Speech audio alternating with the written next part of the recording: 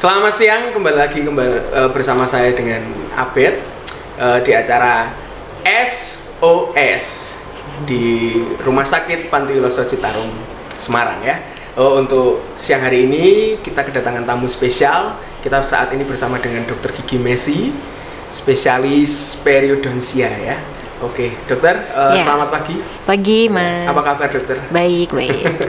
Lagi sibuk apa ini, dok, hari ini? Enggak sih, praktek aja tadi pagi, ya. Habis itu udah kosong. Oke. Dokter, kita akan tanya-tanya soal masalah gigi yang biasa terjadi di masyarakat kita. Mungkin saya di sini mewakili orang awam ya, dok ya. Iya, siap. Jadi ada pertanyaan-pertanyaan yang mungkin tidak secara medis tapi secara umum nanti ya. Oke. Dokter, mungkin bisa menjelaskan dulu periodontia itu apa sih? Kita pengen tahu sih apa itu periodontia. Ya, jadi mungkin awam gitu, orang awam, pasien gitu mungkin belum banyak yang tahu. Jadi dokter gigi itu ternyata nggak cuma dokter gigi umum gitu. Jadi ada banyak spesialisasi yang terbagi-bagi lagi gitu. Jadi mungkin kalau masyarakat umum tuh lebih familiar mungkin spesialis bedah mulut. Nah, itu untuk gigi-gigi yang impaksi, gigi yang nggak keluar, tumbuhnya miring gitu, itu biasanya ke bedah mulut. Terus ada juga konservasi gigi, itu untuk perawatan saluran akar, kalau giginya senut-senut dan lain sebagainya. Terus ada macam-macam lagi, kayak spesialis gigi tiruan, gigi palsu, itu spesialis prostodontia. Kemudian ada macam-macam nih kalau dijelasin. Behel itu yang terkenal ya, mungkin spesialis orto. Nah, kalau periodontia itu adalah spesialisasi dokter gigi yang lebih berfokus ke perawatan jaringan penyangga gigi gitu. Nah, gigi itu kan nggak cuma giginya doang gitu, tapi ternyata dalamnya itu gini, Mas, ada akar giginya. Nah, akarnya itu nyantol di mana sih gitu? Kok bisa gigi ini kuat gitu ya? Nah, si gigi itu nyantol di tulang gitu, tulang rahang ini, kemudian ditutupi luarnya gusi yang warna merah gitu. Jadi jaringan penyangga gigi ini dan infeksinya, dan kemudian mungkin ada pembesaran, ada masalah-masalah di jaringan penyangga gigi ini, khusus untuk spesialisasi periodontia gitu. Nah, kenapa penting nih periodontia itu? Ibarat bangun rumah lah gitu ya. Bangun rumah, mau rumahnya sebesar apapun, seapik apapun dari luar, kalau dalamnya fondasinya nggak bagus, sama aja gitu. Gempa dikit hancur gitu ya. Jadi mungkin kita kebayangnya gitu. Jadi kenapa ternyata nggak cuma giginya yang harus dirawat gitu, ternyata jaringan penyangganya yaitu gusi dan tulang. Nah, itu penting untuk kita rawat bersama gitu. Jadi memang masih sedikit nih mungkin spesialisasi periodontia ini gitu. Jadi mungkin orang-orang kurang familiar lah gitu ya.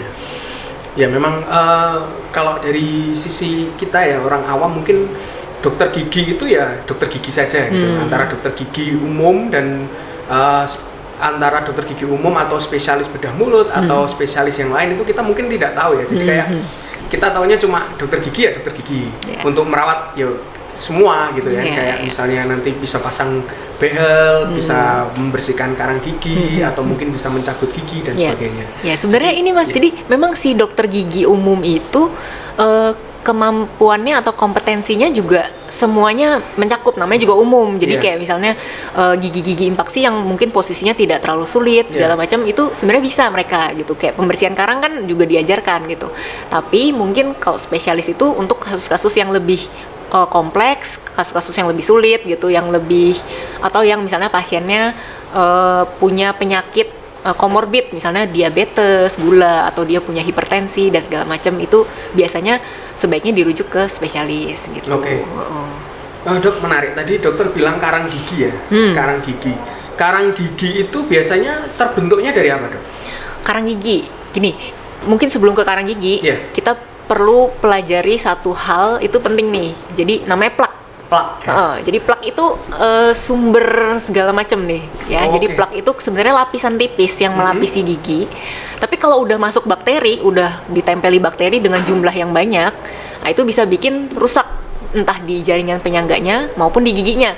Jadi kalau kita mungkin Bapak Ibu semua saudara-saudara udah familiar dengan lubang gigi ya, karies kita sebutnya. Si karies gigi itu karena si plaknya itu nempelnya di permukaan gigi. Nah, si plak itu, terus kita kan makan nih, makan manis, makan asam, makan segala macem.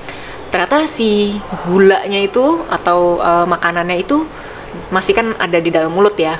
Nah, itu dipakai sama bakteri gitu. Si bakterinya itu menghasilkan asam sehingga bisa melarutkan gigi.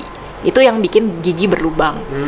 Nah, si plak ini kita mungkin familiarnya kalau ada yang sebut jigong ya Mas. Jigong. Bau jigong. Nah, itu plak sebenarnya. Sebenarnya bahasa medisnya plak gitu ya.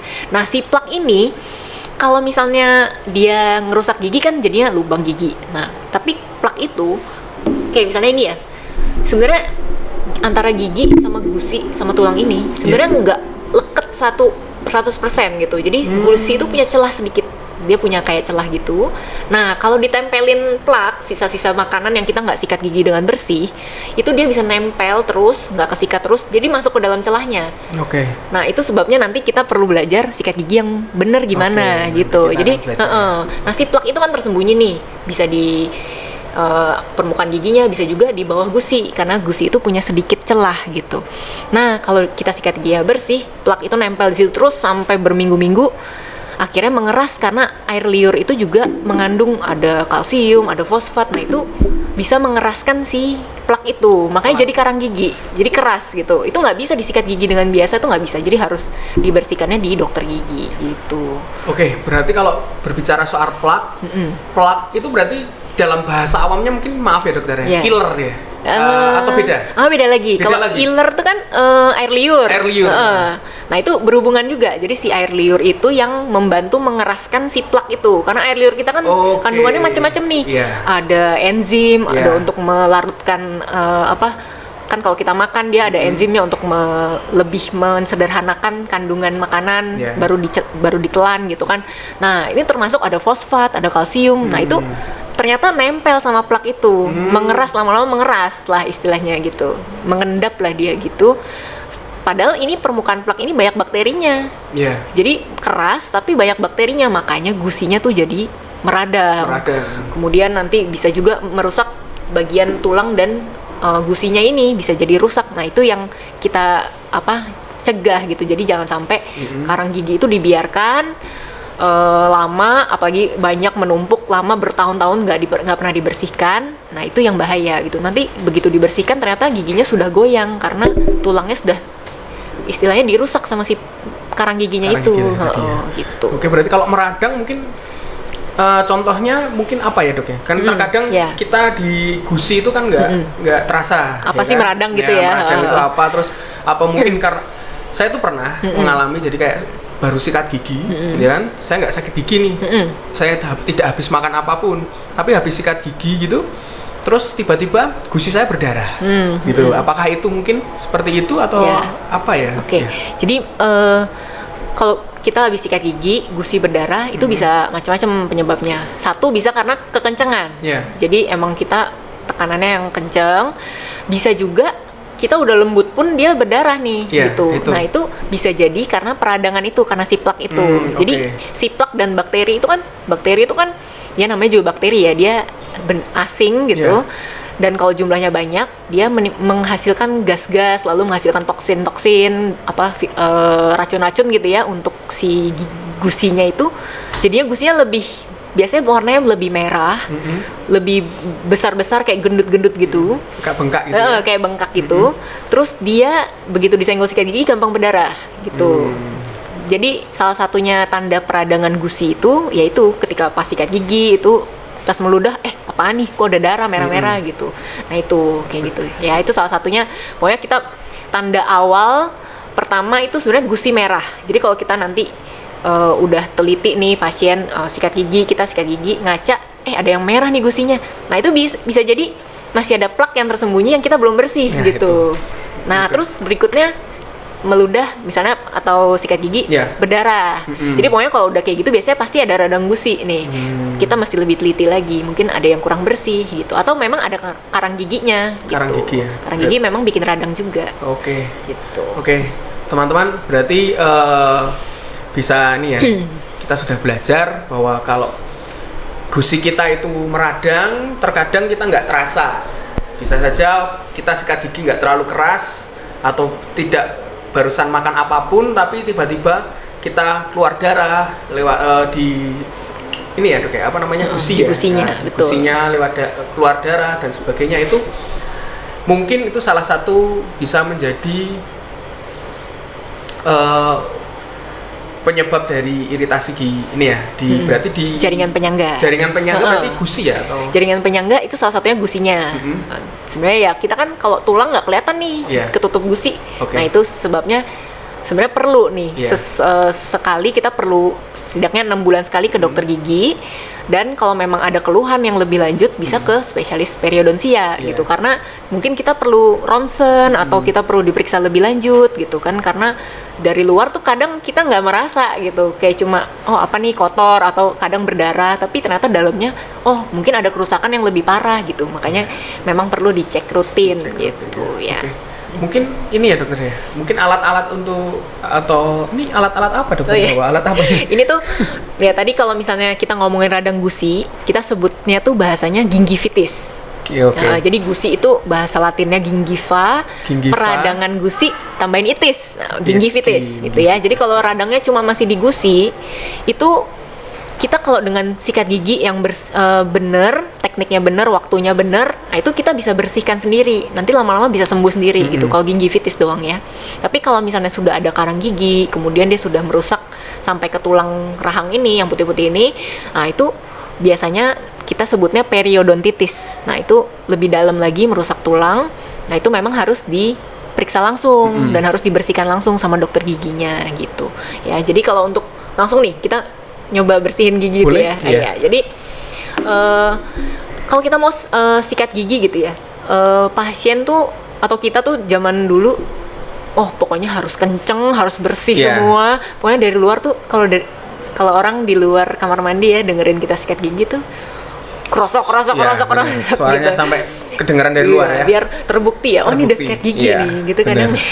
Padahal itu salah ternyata gitu. Jadi itu salah dong? Salah. Jadi apa ya, kan gigi itu apa ya, sesuatu yang dikikis terus-menerus, even apa termasuk batu apa segala macam, kalau dikikis terus-menerus pasti istilahnya terkikis habis makin tipis ya gitu. Jadi apalagi gigi kan nggak ada gantinya kalau udah gigi dewasa ya, nggak ada gantinya. Kita sikat dengan keras tuh bisa aja dia terkikis, terus lubang, terus gusi tuh juga bisa terkikis. Apalagi gigi aja bisa, apalagi gusi kan lebih lunak gitu ya. Jadi kita mesti belajar sikat gigi itu kalau bisa jangan keras-keras gitu ya, pakainya yang halus. Jadi ini nggak sebut merek ya, jadi merek apa aja bebas dipakai, tapi pilihnya yang soft ya? Tulisannya soft atau halus atau malah ada sekarang ultra soft gitu-gitu ya. Nah ini harus halus. Kenapa harus halus? Berhubungan sama tadi yang tadi saya bilang, gusi itu ternyata punya celah sedikit dekat leher gigi sini gitu. Jadi si bulu-bulu sikat itu harus masuk ke gusi yang celah itu supaya plak-plaknya itu keluar gitu. Jadi ini sangat berhubungan. Jadi kalau ini keras, si bulunya sikat keras, kita jadi nggak nyaman sikat gigi. Aduh sakit gitu kan. Kalau sakit kan males satu. Ya kedua sakit. Terus selain dia sakit, si bulu sikat yang kasar itu nggak bisa masuk. Memang dia nggak diciptakan untuk masuk ke gusi gitu. Jadi mungkin untuk sikat giginya dia bagus, tapi untuk sikat bagian gusi karena nggak nyaman itu dia kurang lentur juga, nggak bisa masuk nih ke sini gitu. Malah nanti justru bisa melukai gusi juga. Iya bener. Jadi apalagi dengan kita tekanannya kenceng, terus tekniknya salah, nah itu malah gusinya terkikis gitu. Giginya pun bisa terkikis. Nah jadi kalau kita sikat gigi pilih yang halus aja. Biasanya soft, lebih direkomendasikan yang halus gitu. Terus kita pegang itu kalau bisa jangan terlalu digenggam gitu. Kalau digenggam banget tuh apa ya, kenceng gitu, karena pakai otot tangan jadinya. Jadi kalau bisa nih mas, kayak gini mas, gitu, agak kayak pen gitu, megang pen gitu ya, agak kayak gitu ya. Jangan terlalu jangan terlalu di telapak tangan, tapi agak di jari-jarinya supaya tekanannya tuh lebih ringan lah gitu. Nah terus yang penting tuh semua permukaan gigi harus kena gitu ya, semua permukaan gigi harus kena. Jadi tekniknya sebenarnya nggak ada teknik khusus yang harus gini gitu, nggak. Semua permukaan gigi harus kena, tapi nggak boleh gerakan yang panjang-panjang begini. Nah itu yang mengikis gigi gitu kan. Jadi kayak serok gitu kan. Nah itu nggak boleh. Jadi sebenarnya gerakannya yang penting kan semua kena nih, semua kena. Terus gerakannya pendek-pendek aja dan dikombinasi. begini sedikit, di atas bawah sedikit, terus kemudian diputar-putar gitu. Dan yang paling penting itu, nah dia harus kalau bisa ya, kurang kelihatan. Jadi dia itu mengarah 45 derajat ke arah gusi, khususnya ya. Kita kan kalau ngebersihin gigi mungkin bisa ya, karena kelihatan jelas nih putih gitu ya. Tapi yang di bawah gusi atau yang antara dua gigi gini mas, nah ini kan celah antara dua gigi. Nah ini susah nih, ini yang sering kali lubang juga. Nah si sikat gigi ini harus kayak masuk ke sini ke gusinya sekitar 45 derajat gitu ya. Dikira-kira aja, yang penting miring masuk sedikit ke gusi, kemudian digeter-geter sedikit, tapi bulunya tetap di situ tuh. Jadi dengan adanya kita gerakan geter ini, si plak-plaknya itu bisa keluar gitu. Jadi nggak lama di dalam mulut terus meradang terus nanti jadi karang gigi gitu. Jadi emang ya mesti belajar gitu tekniknya ya. Jadi yang penting nggak begini, nggak horizontal panjang-panjang, keras-keras. Yang penting semua kena, terus khusus untuk bagian gusi dan sela-sela gigi tuh bisa dimasukkan sedikit kayak agak ditancap gitu. Ditancap terus digeter dikit gitu. Pelan-pelan, jadi ya pendek-pendek aja, 2-3 gigi pendek-pendek. Kalau udah selesai maju lagi atas bawah semua gitu ya. Kalau yang dalam kan memang agak mencungkil gini ya. Jadi supaya kena semua. Gitu sih paling gitu. Terus waktunya berapa kali gitu ya. Sikat gigi itu sebenarnya dianjurkan kan minimal 2 kali. Sehari 2 kali.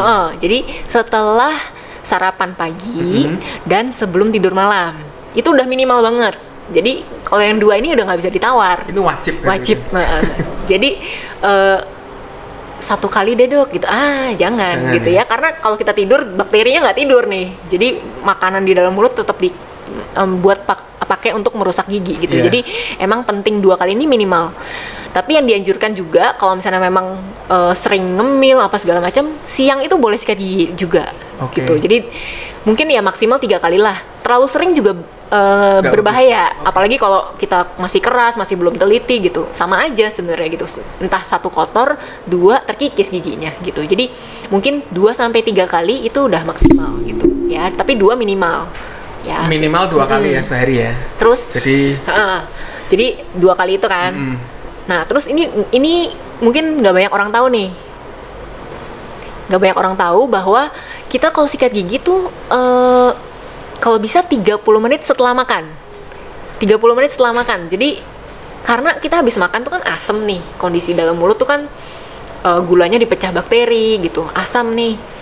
Kalau kita langsung sikat gigi tuh malah merusak juga gitu. Jadi memang nunggu pH-nya sedikit turun, nunggu keasaman dalam mulut ini sedikit turun, sedikit naik dari pH-nya rendah, jadi lebih normal supaya pas kita sikat gigi tuh efektif juga. Karena sikat gigi tujuannya apa sih? Kan kan pasta gigi itu kan berfluoride ya. Nah, fluoride itu baru bisa bekerja juga kalau kondisinya nggak asam gitu. Jadi kan lebih efektif gitu. Selain itu juga nggak mengikis gigi gitu. Jadi memang 30 menit setelah makan, 2-3 kali sehari, pakainya bulu sikatnya yang halus aja dengan tekanan ringan lah gitu. Ya. Dok, kalau saya mau tanya, kalau itu kan pakai sikat gigi ya. Tapi terkadang kita ada tambahan. Kita pakai obat kumur biasanya. Kayak merek nggak usah. Ya, nggak usah kita bahas, nggak usah kita sebut. Salah satu mereknya. Itu seperti itu. Jadi terkadang kita sudah sikat gigi, habis sikat gigi kita kumur pakai obat kumur itu. Nah itu kan kalau dari iklannya itu kan dulu membersihkan karang gigi ya. Itu dari iklannya ya, saya ngelihat itu dari iklannya kan kayaknya habis kumur pakai itu semua karang terhempas gitu ya, lepas semua gitu. Nah itu aku nggak tahu tuh iklannya, tapi ada tuh yang kayak di online shop tuh ada tuh yang kayak gitu. Tapi kalau yang obat kumur beneran sih nggak, dia nggak ngeklaim bisa melepaskan karang gigi gitu, nggak. Karena karang gigi itu harus dilepaskan itu di dokter gigi harus dengan dibersihkan di dokter gigi itu dengan itu kita sebutnya istilahnya scaling itu pembersihan karang gigi itu dengan ada alat gitu ya, keluar air dan dia bergetar ultrasonik kecil lah. Jadi gigi ini ada karangnya di sini. Nah, dia menggetarkan si karang ini supaya lepas dari giginya gitu. Jadi memang kalau karang gigi harusnya dilepasnya di dokter gigi, harus di scaling lah istilahnya kayak gitu. Kalau misalnya obat kumur perlu pakai atau enggak, kalau menurut saya bebas gitu. Dan tergantung kondisi rongga mulutnya gitu. Jadi kalau bisa pakai yang non alkohol karena alkohol bikin kering. Kalau kering nanti malah kurang bagus juga karena air liur itu bagus. Justru malah bagus. Bagus, air liur itu bagus. Jadi kita harus pertahankan jangan sampai kering banget. Makanya kan juga mau dokter umum, dokter gigi menganjurkannya minum banyak air putih. Banyak air putih juga termasuk supaya air liurnya tetap produksi dengan secukupnya gitu. Melapisi gigi itu bagus gitu ya. Karena kan dia mengandung itu tadi kalsium segala macam. Jadi obat kumur itu pertama kalau bisa pilih yang non alkohol. Kemudian sebenarnya kan dia tugasnya ya antibakteria gitu ya, sifatnya antibakteria. Tapi kalau kita sikat giginya nggak bersih, sama aja bohong gitu. Jadi kayak cuma di luarnya aja. Ya mungkin dia membantu sedikit mengurangi jumlah bakteri, bisa mungkin ya kalau kita pakainya dengan benar. Tapi kalau kita sikat giginya salah, tetap plaknya nempel di situ. Tetap aja di situ ya. Jadi plak itu ikatannya kuat sama gigi. Nggak mungkin kita dengan kumur aja tuh bisa lepas. Jadi memang harus disikat gigi gitu. Jadi kalau menurut saya yang penting tetap utamanya sikat giginya. Kalau sikat giginya udah cukup bersih, lalu kita mau mempertahankan supaya tetap bersih, tetap segar gitu, boleh ditambah dengan obat kumur gitu. Ya. Tapi ya pilih yang komersial aja. Kalau misalnya yang kayak mengandung povidone iodin segala macam itu biasanya untuk pengobatan gitu, chlorhexidine gitu, biasanya nggak untuk jangka panjang. Jadi obat kumur itu memang kan banyak nih bermacam merek gitu ya. Sebenarnya bebas-bebas aja. Kita sih nggak melarang, tapi juga nggak menganjurkan yang setiap hari gitu. Jadi asal kita sikat giginya udah bersih, itu kan sebenarnya berarti bakteri itu di dalam mulut kita tekan dalam kondisi yang stabil gitu ya. Kalau misalnya udah stabil sebenarnya ya nggak perlu obat kumur juga sebenarnya nggak apa-apa gitu. Tapi kalau mau mungkin merasa lebih segar atau gimana gitu boleh, tapi mungkin sebaiknya nggak usah perlu setiap hari gitu ya. Tapi ini beda-beda mungkin ya. Tapi kalau dari saya nggak perlu setiap hari. Sebenarnya yang penting sikat giginya itu yang bersih, yang kayak tadi kita udah belajarin gitu. Jadi kalau udah bersih berarti kan plak-plak itu dibiarkan minimal lah di dalam mulut sehingga kita bisa nggak perlu pakai obat kumur gitu. Tapi kalau memang merasa perlu boleh silakan, tapi nggak perlu tiap hari. Dan pilihlah yang zero alkohol, nol alkohol gitu, non alkohol. Jadi karena alkohol itu agak mengeringkan gitu ya, dan dia pedas juga kan, jadi agak mengeringkan mulut. Nanti air liurnya malah sedikit. Jadi ternyata air liur itu bermanfaat untuk melapisi gigi, melindungi gigi dan gusi gitu. Jadi dia harus dijaga dalam kondisi stabil. Jadi kalau terlalu kering nanti malah air liurnya sedikit, proteksi terhadap gigi dan gusinya itu malah berkurang gitu. Jadi silakan pakai obat kumur yang dijual komersil ya. Karena ada obat kumur juga yang buat pengobatan gitu. Jadi misalnya pasien sedang bernanah atau pasien sedang infeksi apa di dalam mulutnya, kita kasih obat kumur yang khusus gitu ya. Biasanya contohnya yang mengandung chlorhexidine, terus yang mengandung povidone iodine. Nah itu nggak boleh setiap hari, nggak boleh rutin jangka panjang juga nggak boleh gitu. Jadi memang tanyakan kepada dokter giginya kalau bingung. Terus ya kalau bisa memang nggak perlu setiap hari lah gitu ya. Ya seminggu 2-3 kali gitu oke, cukup menurut saya gitu ya. Oke. Saya tuh penasaran Dok sama orang-orang yang mungkin ini ya bermasalah dengan karang gigi ya kan. Itu biasanya efeknya itu apa sih Dok? Efeknya tadi karena kita ngomongin karang gigi itu merusak tadi ya jaringan penyangga gigi, gusi dan tulangnya terusak gitu, ngerusak. Nah kalau udah rusak biasanya nggak bisa balik lagi, harus ada prosedur khusus untuk sedikit mengembalikan gitu ya. Tapi itu agak kompleks gitu ya. Jadi kalau bisa dipertahankan jangan sampai rusak gitu. Nah, prosedur karang gigi itu ya itu yang tadi. Nah, ini kan gusinya ya kayak ada ngantong gitu. Nah, ini kita sebutnya kantong gusi, ada plak dan karang gigi nempel di sini. Sebenarnya dari luar kelihatannya mungkin bisa sedikit gitu. Bisa nggak kelihatan malah. Ternyata dalamnya banyak. Di dalamnya itu terdapat ini ya. Bakteri itu tadi, plak itu kan tadi plak banyak bakterinya. Terus mengeras, tapi bakterinya tetap di situ. Makin dalam, makin karang giginya makin dalam, itu bakterinya makin lebih ganas. Istilahnya bukan ganas ya, maksudnya bakterinya tuh lebih yang susah dibersihin karena gitu. Karena terlindung, karena dia terlindung si gusi dan tulang yang nutup itu. Jadi dia nggak butuh oksigen nih, dia malah merusaknya lebih dalam gitu. Jadi memang tetap harus cek gitu, tetap harus rutin ke dokter gigi, ataupun kalau memang sudah ada keluhan giginya, karang giginya dalam banyak, sebaiknya ke dokter gigi perio juga gitu, spesialis periodontia supaya bisa dicek bisa di perawatan lebih lanjut juga gitu. Apalagi kalau gigi udah goyang, nah itu udah pasti ini harus di perawatan khusus lah gitu. Jadi nggak cuma dibersihkan karangnya, tapi mungkin berlanjut, entah ada prosedur bedah atau dan lain sebagainya gitu. Ya. Untuk membersihkan karang gigi itu dok, itu biasanya periodenya bagaimana? Periodenya, ya. Kalau dokter gigi itu kita menganjurkannya kan periksa gigi setiap 6 bulan sekali. Iya benar. Kenapa sih 6 bulan gitu? Penasaran nggak? Penasaran. 3 bulan? Saya penasaran kenapa kok harus 6 bulan sekali? Ya, jadi kayak lubang gigi, terus kemudian karang gigi itu kan nggak terbentuk cepat yang kayak sebulan gitu, nggak gitu. Tapi dia beberapa bulan tuh. Sehingga 6 bulan itu dianggap cocok kira-kira untuk mencegah penyakit yang lebih parah gitu. Jadi kalau misalnya ini belum ada lubang, bagus gitu ya. Tapi kalau misalnya udah ada lubang kecil, dalam 6 bulan kalau nggak cek, kalau nggak ditambal, nah dia bisa berkembang lebih dalam lagi gitu. Jadi si 6 bulan ini dianggap cukup cocok untuk check up, untuk konsultasi, untuk dicek lagi, dibersihkan gitu. Tapi kalau memang nggak ada karang giginya, kita nggak akan bilang, oh yaudah dibersihin gitu, nggak gitu. Jadi memang kalau memang ada keluhan dan memang kita setelah diperiksa ada karang giginya, itu baru kita bersihkan karang giginya gitu. Jadi ya nggak melulu meskipun cek tiap 6 bulan, oh dibersihkan terus gitu, enggak, belum tentu gitu. Karena memang ada orang yang bisa menjaga kebersihan dengan baik, ya berarti itu jadi check up aja, jadi konsultasi aja gitu. Tapi kalau memang pasiennya mungkin ya kurang teliti atau gimana, nah itu mungkin pembersihannya di situ, pembersihan karang atau kemungkinan lubang kecil kita tambal gitu supaya nggak tambah besar dan merusak gitu kan. Nah kalau kecepatan karang gigi terbentuk sendiri tuh beda-beda tiap pasien. Ada yang cepet gitu, karena memang air liur macam-macam, tiap orang tuh kan kandungannya beda-beda, juga pH-nya beda-beda. Jadi ada yang cepet tuh, ada yang 3 bulan, ada yang 2 tahun gitu, dia baru terbentuk. Karena memang satu, dia teliti bisa bersihinnya, dan juga mungkin faktor air liurnya nggak terlalu padat konsentrasinya dengan fosfat dan lain sebagainya gitu. Jadi nggak cepet terbentuk karangnya gitu. Itu salah satu faktornya.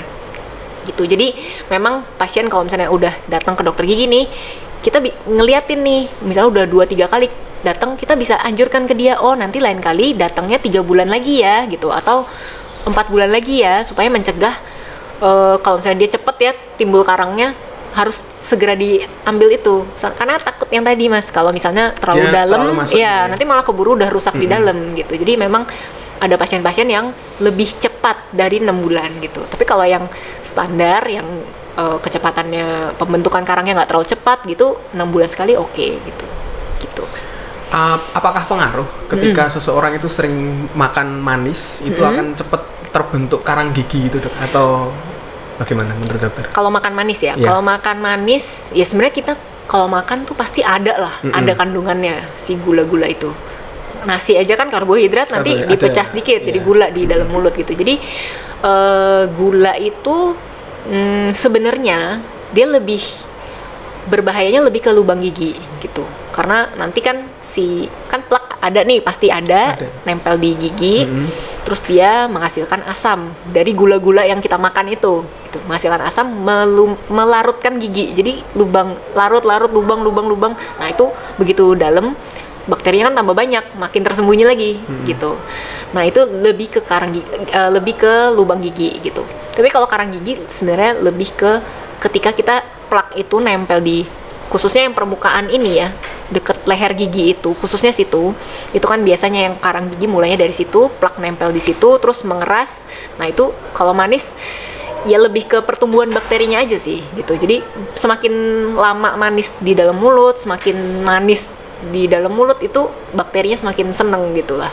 Kalau seneng kan dia berkembang biak jadinya, tambah banyak, entah jadi bikin lubang gigi, terus kemudian bikin pelak gigi dan karang gigi gitu. Tapi sebenarnya bakterinya beda sih.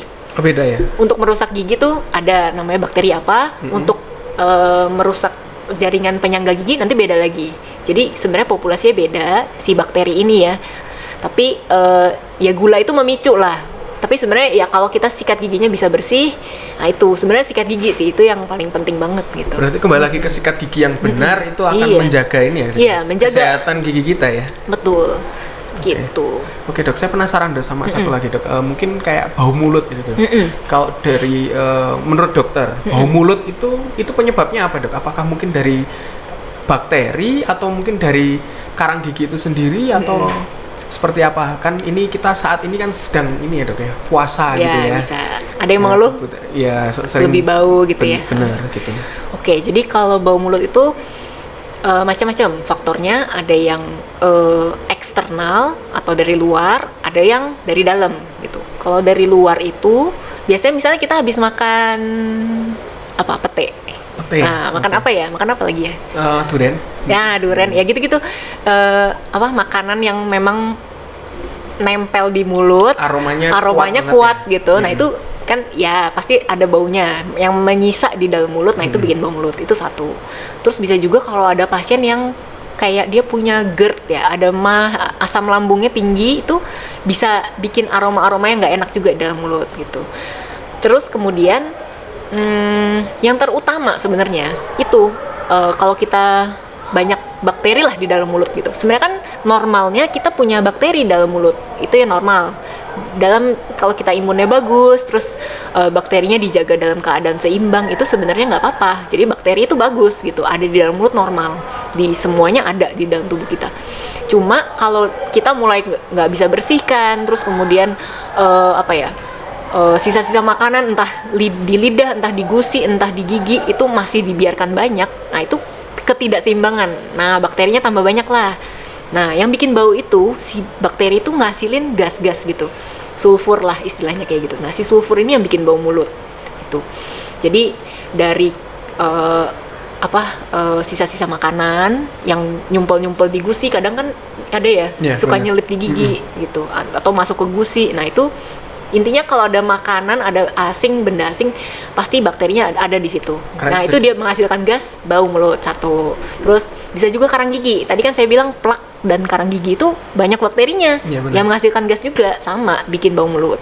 Terus lubang gigi juga meskipun kelihatannya kayak lubang doang gitu, wah itu bakterinya banyak tuh. Yang melunakkan giginya itu kan bakterinya. Itu banyak bikin gas juga. Terus lidah.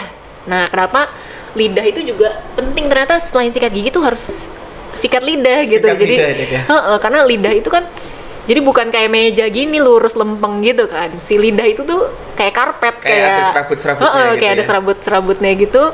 Jadi ibaratnya gini lah. Nah, ini permukaannya si lidah itu ternyata makanan sisa nempel di sini, bikin lidahnya juga jadi kadang berwarna gitu, putih, kuning, tergantung yang kita makan. Kalau udah kotor banget bisa coklat gitu, segala macam. Nah, itu pentingnya selain menyikat gigi, bisa juga dengan dibantu sikat lidah gitu. Jadi lidahnya dijulurkan, terus tarik aja gitu. Jadi bentuknya kayak gini ya, kayak ya ditarik aja gitu. Satu arah gitu kan? Satu arah. Soalnya kalau mundur kan nanti ke belakang lagi. Ya, jadi dari belakang ke depan gitu. Jadi supaya ketarik, supaya istilahnya kita membuat kondisi mulut kita tuh minim bakteri, bukan nol ya, nggak perlu nol, tapi yang kita bisa buang kita buang gitu. Jadi dari lidahnya, kemudian karang gigi kita bersihin, lubang gigi dibersihin juga, ditambal gitu ya, kira-kira kayak gitu. Untuk mengantisipasi bau mulut ketika kita kok tidak sempat untuk sikat gigi ataupun membersihkan lidah, hal apa yang paling mudah untuk supaya bau mulut kita itu enggak instan nih? Maksudnya yang instan itu gimana? Yang instan ya sebenarnya kita kalau dokter gigi tuh kita nggak terlalu suka nih yang instan karena karena penyebabnya apa tadi? Kalau misalnya memang karang gigi ya harus dibersihin karang giginya. Karena kalau cuma instan ya mungkin misalnya anggapannya pakai obat kumur deh, kumur abis itu lebih seger. Kita merasa seger, padahal dalamnya kotor gitu kan, itu malah bahaya justru. Kalau kita merasa, bagus nih, seger, tapi ternyata dalamnya rusak gitu, itu yang bahaya gitu kan. Jadi ya kalau instan, ya silakan, ya boleh sih pakai obat kumur, tapi tetap sebenarnya ya kalau masalahnya apa gitu. Kalau memang kotor di lidah, ya lidahnya disikat. Terus kalau misalnya memang ada karang giginya dibersihkan gitu.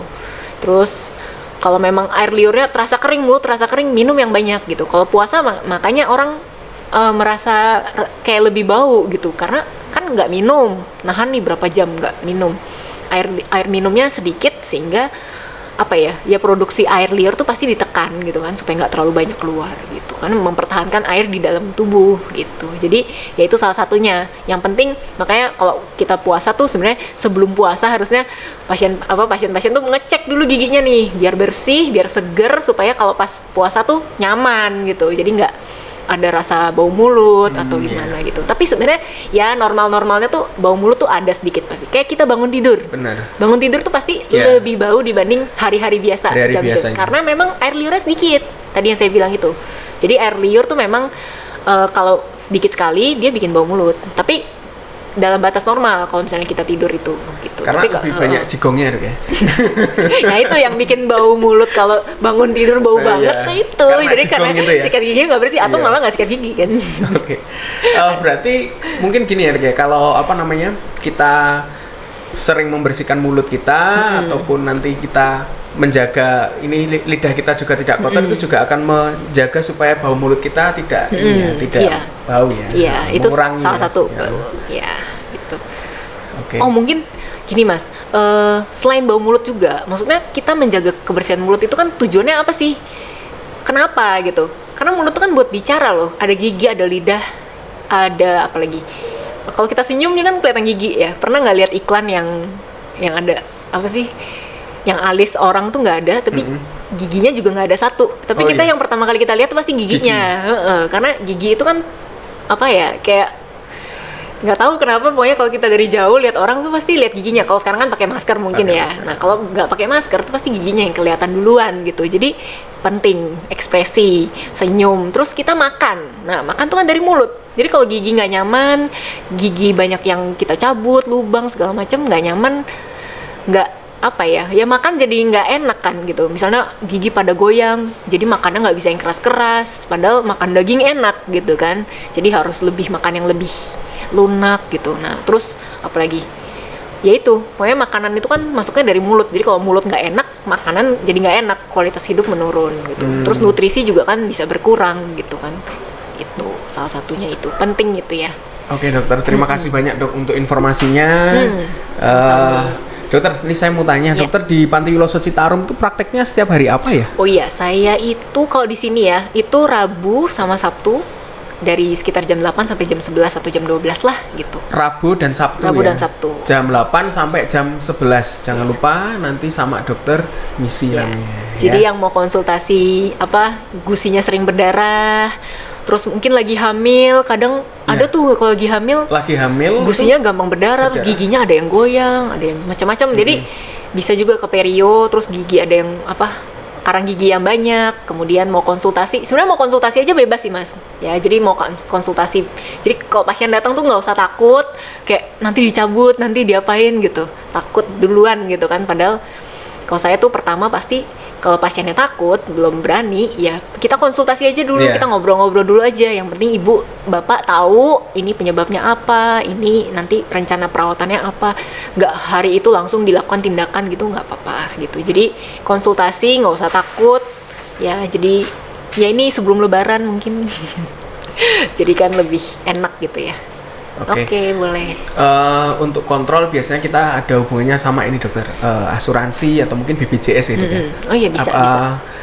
Sama dokter Misi bisa nggak pakai BPJS? Bisa. Jadi ya ini mungkin belum banyak ini ya yang tahu. Jadi ya asal ada keluhan, misalnya gusinya gampang berdarah, kemudian banyak karang gigi yang bikin keluhan ya gitu ya, rasanya nggak nyaman di mulut, kemudian giginya ada yang goyang, atau pasien-pasien yang memang punya darah tinggi, ada riwayat jantung, hamil, kemudian khusus gula, diabetes itu sangat berhubungan sama jaringan penyangga gigi gitu. Jadi kadang kalau gulanya tinggi sekali, itu gigi tuh bisa lebih goyang gitu, dan infeksi lebih gampang timbul nanah segala macam gitu. Jadi memang pasien-pasien yang punya komorbid, punya kondisi itu ya tadi, gula, jantung, hipertensi, terus sedang hamil atau penyakit lainnya, bisa dirujuk ke tipe C gitu ya, si rumah sakit ini dari Vaskes 1 gitu. Jadi Bapak Ibu nggak usah khawatir atau gimana, periksakan dulu aja ke puskesmas atau dokter keluarganya biar dicek. Oh ini mungkin perlu ke dokter spesialis perio gitu. Jadi bisa kita tangani lebih lanjut di sini. Kalaupun memang ada tindakan yang mungkin nggak ditanggung BPJS, tetap konsultasi aja dulu. Yang penting Bapak Ibu tahu lah gitu rencana perawatannya apa. Oh ini ternyata saya bisa dengan biaya umum, atau oh ini ternyata ditanggung BPJS. Jadi kan biar lebih tahu gitu, dan bisa ngajak keluarganya juga, karena ternyata penyakit radang gusi ini kedua terbesar loh di Indonesia berdasarkan riset. Jadi pertama kan lubang gigi itu paling banyak gitu, tapi radang gusi dan kerusakan tulang itu juga kedua gitu. Jadi penting gitu ya untuk kita jaga dalemannya si gigi gitu, nggak cuma giginya gitu ya. Apalagi masih muda gitu ya. Bahaya justru malah masih muda. Oke dokter, terima kasih banyak untuk kesempatannya sudah berbincang-bincang di podcast SOS bersama kami. Sama-sama. Di Panti Wiloso Citarum. Untuk teman-teman yang ada di rumah, nanti kalau mau periksa sama dokter Misi bisa hari Rabu atau Sabtu jamnya jam 8 sampai jam 11 atau jam 12 siang. Jam 8 sampai jam 12 mulainya biasanya hari Rabu dan hari Sabtu, jangan lupa ya. Kita akan kembali bertemu lagi di podcast selanjutnya. Terima kasih banyak, tetap jaga kesehatan, Tuhan memberkati.